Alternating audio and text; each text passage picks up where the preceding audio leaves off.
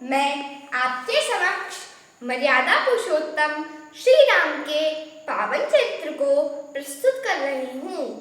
असमर्थ वाणी की वाणी व्यक्त करने में जिसको व्योम से विस्तीर्ण आपके व्यक्तित्व को व्यक्त कुछ मैं कर सकूं।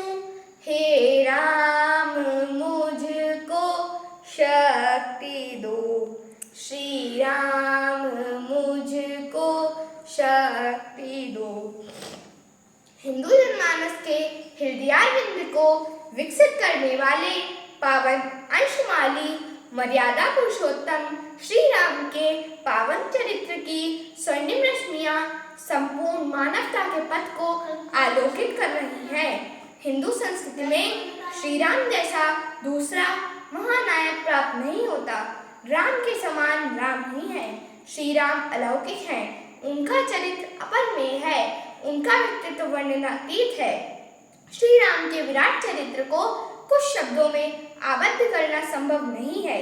फिर भी कौशल्या के मन का, दशरथ के जीवन का, मानव की मर्यादा का जो आधार बना हो, उस श्री राम के पावन चरित्र में अवगाहन कर मैं अपनी वाणी को पवित्र करना चाहती हूँ।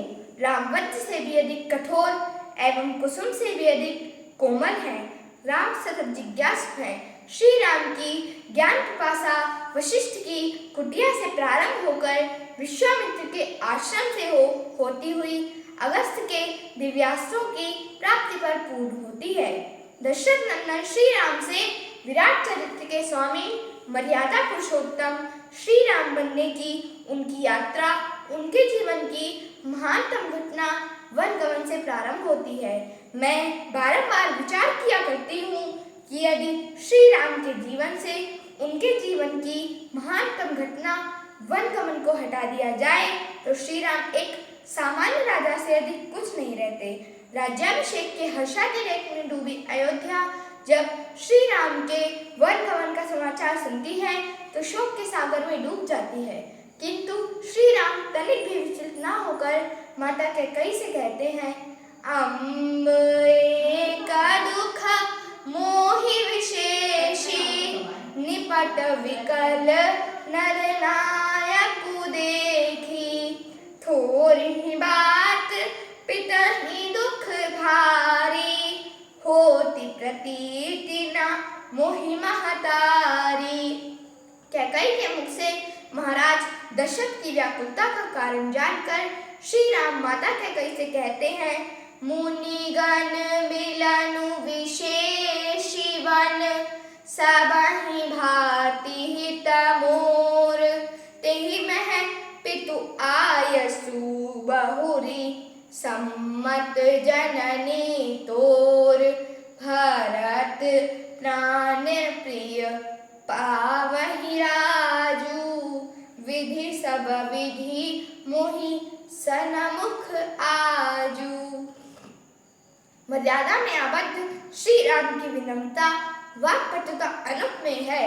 वह मां कौशल्या को अपने वनगमन का समाचार सुनाते हुए कहते हैं, पिता दीना मोहि कानन राजू। जहाँ सब भांति मोर बड़काजू।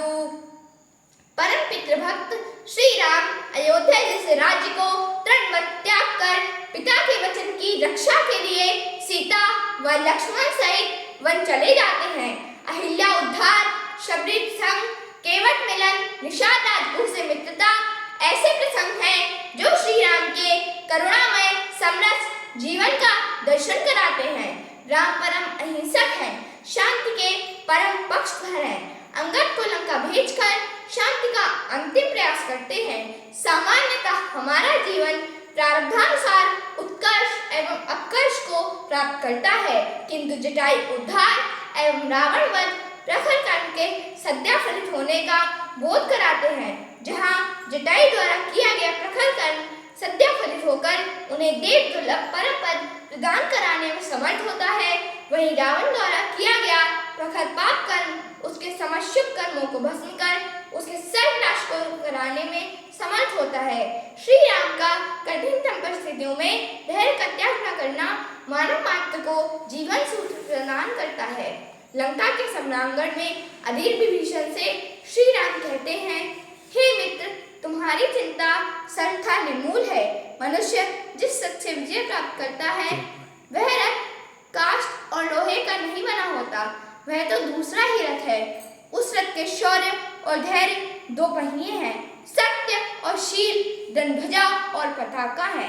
बल, विवेक, दम और परोपकार यह चारों घोड़े हैं जो क्षमा, कृपा और समता रूपी डोरी से उसमें जुड़े हुए हैं। ईश्वर भजन उस रथ का चतुर सारथी है, वैराग्य ढाल और संतोष तलवार है। दान परसु बुद्धि शक्ति प्रचंडा, वर विज्ञान कठिन को दंडा, अमल अचल मन त्रोण समाना, समझम नियम सिली मुख नाना, कवच अभेद विप्र गुरु पूजा, एहि सम विजय उपाय न दूजा। श्री राम को मैंने इस धर्मरथ से विरत कभी नहीं देखा। विश्वामित्र के यज्ञ की रक्षा करते हुए ताड़का, सुबाहु और मारीच से जूझना, अरण्यवास में कवन आदि राक्षसों का वध, खरदूषण संहार एवं लंका के सम्रांगण में रावण वध जैसी दुर्जय परिस्थितियों पर विजय श्री राम ने इसी धर्मरथ के बल पर प्राप्त की। श्री राम का जीवन चरित्र हमें व्यवहार सिखाता है।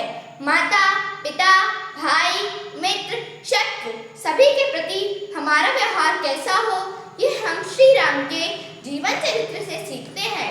श्री राम ने जिस कल्याणकारी समरस राम राज्य की स्थापना की, आज युगों युगों बाद भी हम उसे मूर्त रूप में देखना चाहते हैं। राम राज्य के विषय में काकभूषण जी गरुड़ जी से कहते हैं, राम राज नभ गेस सुनो, सचराचर जग माही, काल कर्म स्वभाव गुण, कृत दुख काहू नाही। अंत में निम्न शब्दों में श्री राम के चरणों में नमन करना चाहूंगी। मानवता के मान बिंदु, मर्यादा के दीप्त शिखर, हे रणकर्कश, हे मृदुल हास, श्री राम आपके चरणों में मेरा शत शत बार